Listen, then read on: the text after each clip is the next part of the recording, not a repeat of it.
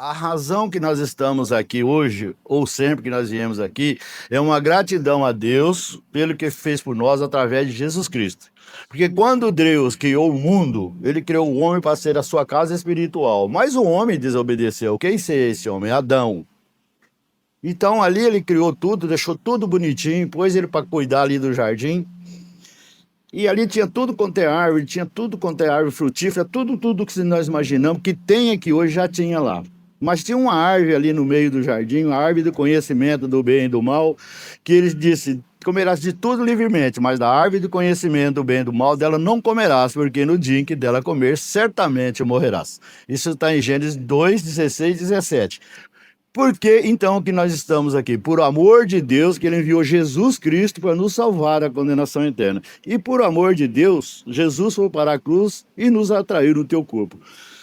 Que cada vez em quando, sempre nós vemos em determinado lugar na Bíblia, por exemplo, João 3,16, está escrito assim: porque Deus amou o mundo de tal maneira que deu seu Filho unigênito para todo aquele que nele crê não pereça, mas tenha a vida eterna.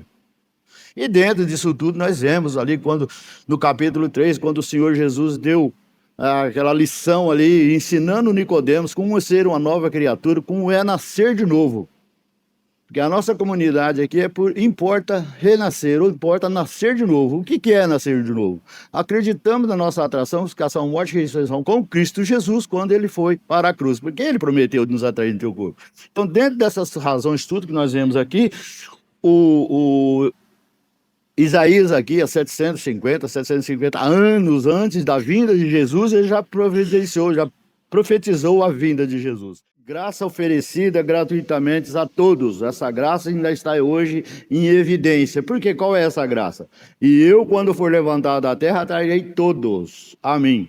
E dizia isso de que morte havia de morrer. Então sabemos aqui que Jesus Cristo foi crucificado porque uma das razões mais cruéis que tinha na antiguidade era a morte de um malfeitor na cruz.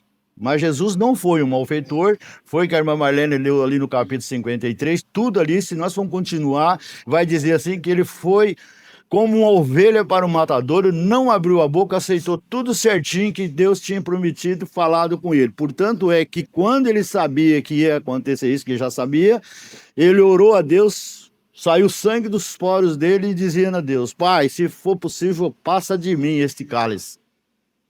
E orou. Mas Deus não ouviu, não deu crédito a ele, e ele continuou: que seja feita a sua vontade. E a vontade de Deus era que Jesus ia para a cruz para nos salvar, que é a morte de um inocente para nos salvar completamente. Então, a partir do momento que nós damos crédito na nossa atração, sucação, morte e ressurreição com Cristo Jesus, tornamos-se uma nova criatura em Cristo Jesus. Esse é o novo nascimento. Esse é o novo nascimento. Porque até então eu sempre volto a dizer que eu nunca tinha ouvido que eu teria que estar em Cristo para ser uma nova criatura. Nunca tinha ouvido que Cristo teria que morrer, passar para uma cruz para nos atrair no teu corpo. De muitos lugares você não vê nada disso. Você só vê prosperidade e riqueza, quanto é que nós precisamos partir do lado espiritual. Não do lado social. Do lado social, nós estamos aqui agradecendo a Deus, vivendo como Ele nos permite também. A vivência nossa aqui é tudo de dia. A partir do momento que nós somos nova criatura, quem nos conduz é o Espírito Santo. A palavra de Deus significa água. Se você tem Jesus no seu coração, você tem a palavra de Deus. E se você tem a palavra de Deus, ele diz que rio de águas florirão da sua vida. E o que é isso? Então você vai ter as condições daquela água que você bebeu, ou seja, a palavra de Deus, você vai passar para o outro. Uma mina, por exemplo, ela não fica com a água restrita. Você vai lá, ou tem uma biquinha, ou tem um encanamento, ou como nós temos aqui, a água lá que é do aquífero Guarani está na nossa torneira. Então, Cristo é a nossa mina de água, é a palavra de Deus que nós vimos. Então, se nós temos ele, nós temos. A instrução hoje para nós todos, não só para o pastor, pregar sobre o novo nascimento, é nós aproveitamos os momentos que alguma pessoa nos passar por perto e vemos a nossa diferença, e nós mostramos para ela como estar em Cristo Jesus. É isso aí, todos nós somos os mensageiros. Quando é que nós vamos pregar o evangelho? A partir do momento que nós nascemos de novo, porque sem novo nascimento não estamos como nós pregar. Eu vou fazer uma comparação aqui, é o seguinte: Você vai em determinada casa, você come lá um bolo gostoso, o que você vai fazer? Você vai pedir para aquela pessoa que te ofereceu esse bolo a receita dele. Porque não vai adiantar você querer chegar em casa e querer fazer um bolo igual aquele sem receita.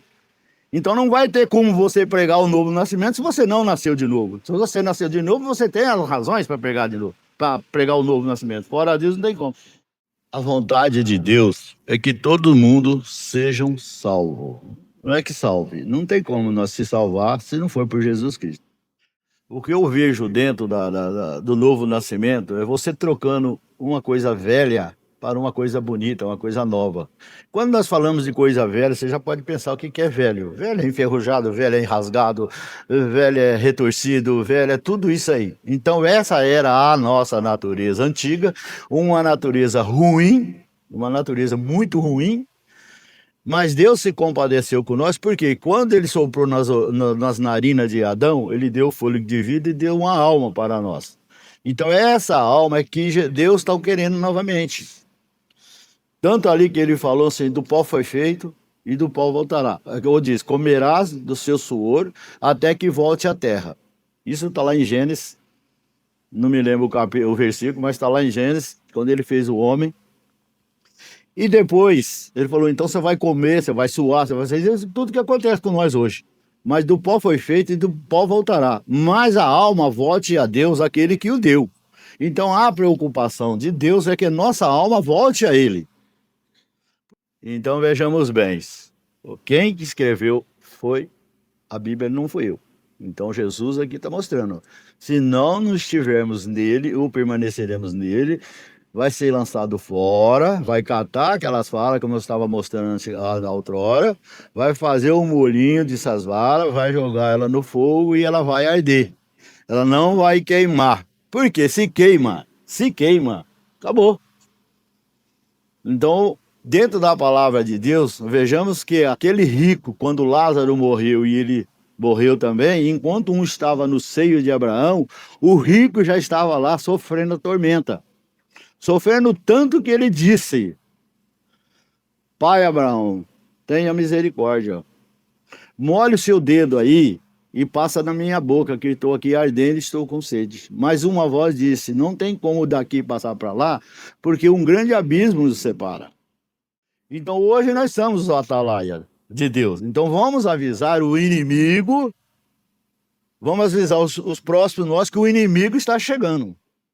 Porque é um ditado verdadeiro que diz assim, o diabo ajuda a fazer, mas não ajuda a esconder. Ele só te ajuda.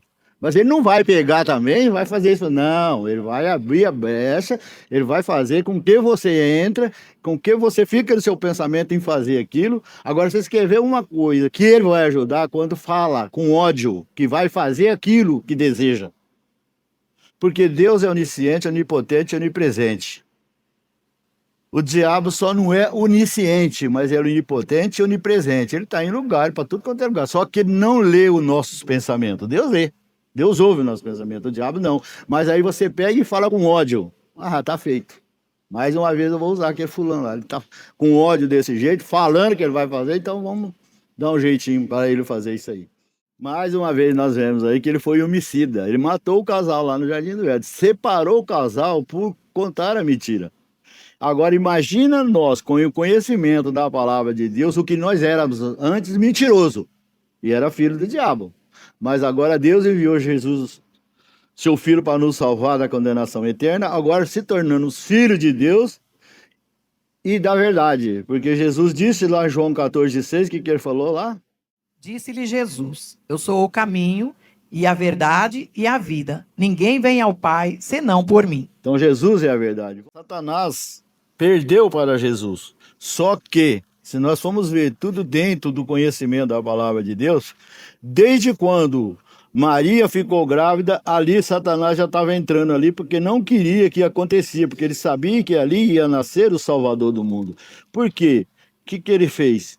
Aí ele começou a pôr na cabeça de José que não era filho dele e que naquela época, quando uma virgem estava grávida, ela era apedrejada. Então estava querendo o acontecimento aí das pessoas querendo apedrejar Maria. Mas o anjo chegou até José e disse, olha, calma aí, porque o que tem aí não é teu não, isso é obra do Espírito Santo. quando estava ali, que Jesus estava para ser crucificado, na época da festa da Páscoa, tinha por lei soltar um assassino, ou um lado, qualquer uma pessoa ali que estava ali. Quando Jesus estava ali, que Pilatos viu tudo certinho que estava ali, não viu crime nenhum nele, chegou e falou: quem é que vocês querem que eu solto? Cristo ou Barrabás? Barrabás era um transgressor da lei, um ladrão, sei lá que é um salteador. E o povo gritou: o povo não, Deus deu a primeira voz: solte, crucifique Cristo e solte Barrabás. Porque se faz ao contrário, mais uma vez ele não estava querendo. Se crucifica Barrabás e solta Jesus, todos nós estávamos condenados para o inferno.